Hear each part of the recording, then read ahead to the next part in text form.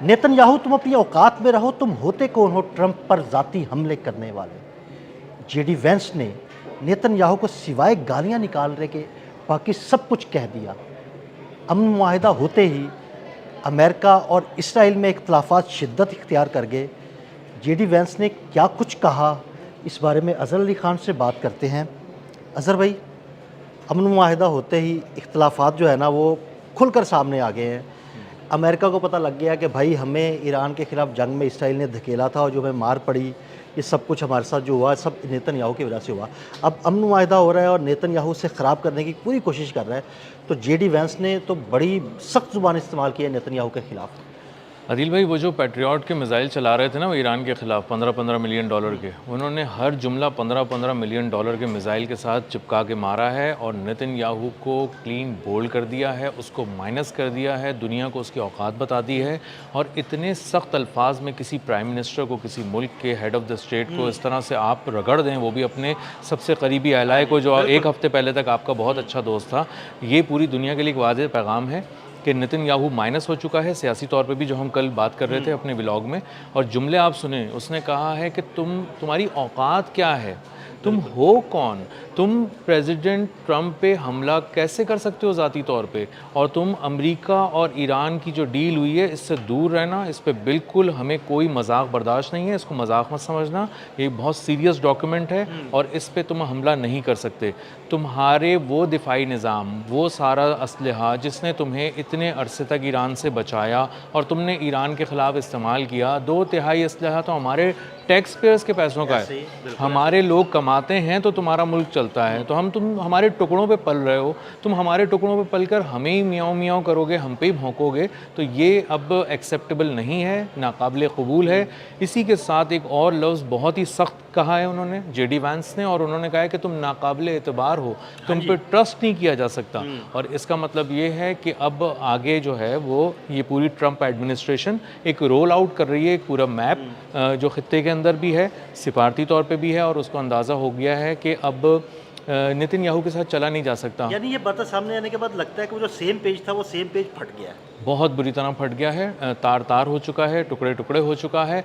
और JD Vance ने ये तक कहा है कि तुम हो कौन, 90 लाख लोगों का एक मुल्क हो और तुम्हारा हर मसला क्या लोगों को कत्ल करने से शुरू होता है, बिल्कुल, और ये वो बड़ी उससे बात हल है, होता बिल्कुल। है। तो अब आखिरकार अमेरिका की समझ में भी ये बात आ गई ना कि भाई वो तो चाहता ही है कि कत्लेआम किया जाए। बिल्कुल ऐसे ही है, और इसीलिए आप देखें अदिल भाई, उन्होंने ना इनकी जड़ काट दी है, उन्होंने इनकी मिलिट्री जड़ काट दी है, क्योंकि उनको अंदाज़ा था कि ये जाके ना फिर कोई हमला कर सकते हैं। अभी कल बैठकर एक मीटिंग की है उसने, नेतन्याहू ने, और उसके इसराइली जो आर्मी चीफ है उसको कहा है कि हो सकता है कि हम ईरान पर दोबारा हमला करें, तो अपनी तैयारी को कम मत कर देना कहीं, बिल्कुल अलर्ट रहना। इसका मतलब ये है कि वो अपने आप, उसकी बका की जंग लड़ रहा है अब नेतन्याहू, वो माइनस हो चुका है, उसको पता है कि अब मुझे कुछ भी करके अब अपने आप को बचाना है, दुनिया को एक पैगाम देना है कि मैं, और वो अपने आप को बचाने के लिए, करप्शन केसेस से बचाने के लिए, अपनी सियासत बचाने के लिए वो लबनान में दोबारा कोई ना कोई हरकत ज़रूर करेगा।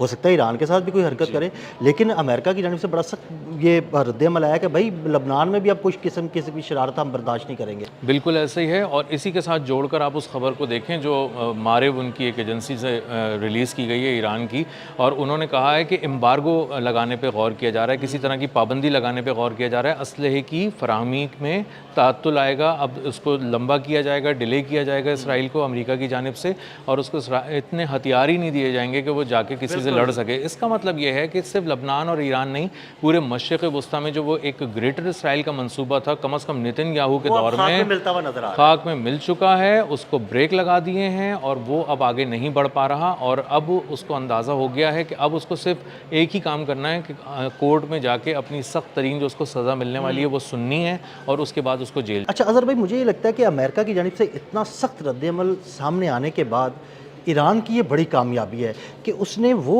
बदमाश खित्ते का जो अमेरिका के टुकड़ों पे पलता था और बदमाशी करता था, अब वो अमेरिका जो है ना उससे अलहदा होना शुरू हो गया है। बिल्कुल, ये एक बहुत बड़ी कामयाबी है, पूरी दुनिया ने देख लिया है। और ये सिर्फ नेतन्याहू और डोनाल्ड ट्रंप की लड़ाई नहीं है, बुनियादी तौर पे अमेरिका और इसराइल ने अब एक ऐसा फासला कायम कर लिया है जिसके बाद अब नेतन्याहू या उसके बाद आने वाला कोई और नेतन्याहू, कोई भी वज़ीर आज़म इसराइल का, वो अब खौफ नहीं बेच सकेगा, ईरान को बुरा बच्चा बना के नहीं दिखा सकेगा, और इराक़ को सारा वो नहीं कह सकेगा कि इनकी वजह से दुनिया में सारी ख़राबी है।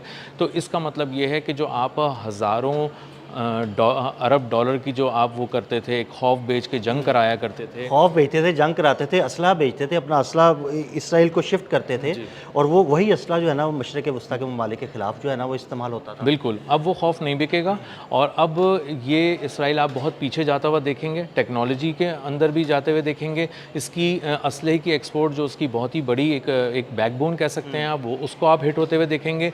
अब ये अपना असलहा कहीं इस्तेमाल ही नहीं करेगा, तो इसकी असलहे की जो फैक्ट्रियाँ हैं वो भी उस तरह से असला प्रोड्यूस नहीं करेंगी। तो हर तरफ से नेतन्याहू को मुआशी थप्पड़, सिफारती थप्पड़, कानूनी थप्पड़, समाजी थप्पड़, और पूरी दुनिया के अंदर जो उसने मजलूमियत का एक लिबादा ओढ़ कर गया था और कहा था कि हम यहूदियों के साथ हमारी नस्ल कुशी हुई है और हमें जो है हमारे साथ बहुत बुरा हुआ है, हम तो किसी पे हमला नहीं करते, गज़ा में हम इसलिए करते हैं वो लोग हैं ही बहुत ही वहशी किस्म की कौम है, वो हम पे चढ़ दौड़ती है।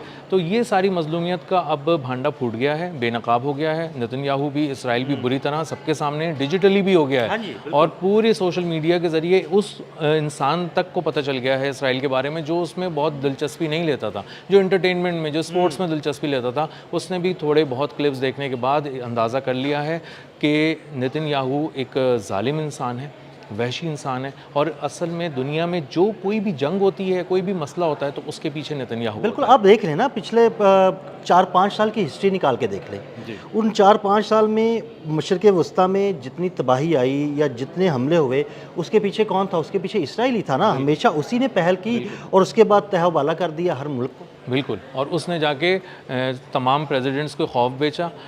हिलरी क्लिंटन ये कह रही हैं कि मुझे आके इसराइल कहता था कि हमारे तैयारे बिल्कुल तैयार खड़े हैं, तुम अगर नहीं साथ दोगी तो हम खुद ही हमला कर लेंगे, और अमेरिका को हमारा साथ देना चाहिए। और वो तो कहने लगे हाँ जाओ कर लो तुम, हम नहीं देते तुम्हारा साथ। तो अब मीडिया रिपोर्ट्स में बड़े बड़े तज्ज़ियाकार, वहाँ के जो मगरिब के बड़े तज्ज़ियाकार हैं, वो कह रहे हैं कि एक डोनाल्ड ट्रंप इतने अरसे के बाद तुम्हारे पास आया था, तुम्हारे हाथ में एक ऐसा आदमी आया था जो तुम्हारे इशारों पे चल रहा था, तुम्हारी बात मान रहा था। तुम इतने बेवकूफ़ हो, इतने कुन जहन हो, कम अकल हो कि तुमने उसको भी अपने हाथ से गंवा दिया। और डोनाल्ड ट्रंप से गालियाँ पढ़ने का मतलब ये है कि अगर और किसी संजीदा तरीन इंसान के आगे जब जाके ये बैठेंगे आगे कभी, तो वो जब ये बात करेंगे ना कि ईरान से ख़तरा है, लबनान से ख़तरा है, इराक़ से ख़तरा है, शाम से ख़तरा है, तो वो कहेगा भाई उठो और यहाँ से निकलो। बल्कि नहीं, ऐसे नहीं कहेगा उठो निकलो, वो थप्पड़ भी मारेगा। हाँ, थप्पड़ भी मारेगा, और उनको बताएगा कि तुम्हारी, फिर औकात याद दिलाएगा। जेडी वैंस के जुमले तारीख़ में अमर हो गए और हमेशा याद रखे जाएंगे, और यही जुमले कोट कर करके बताएंगे कि ट्रंप एडमिनिस्ट्रेशन को तुमने किस तरह फंसाया था, और उससे निकलने के बाद सबसे पहले नाकाबिले एतबार दुश्मन, पीठ में छुरा घोंपने वाला जिसको कहा था, वो कोई और नहीं था, इसराइल और नेतन्याहू था। अच्छा अज़हर भाई, ये अमन मुआहिदा होने के बाद आपको क्या लगता है कि जो ईरानी प्रॉक्सी समझी जाती है हिजबुल्लाह और यमनी हौसी, ये भी किसी किस्म का अब कोई हमला नहीं करेंगे इसराइल पे, और ये अमन मुआहिदा इस तरह कायम रहेगा?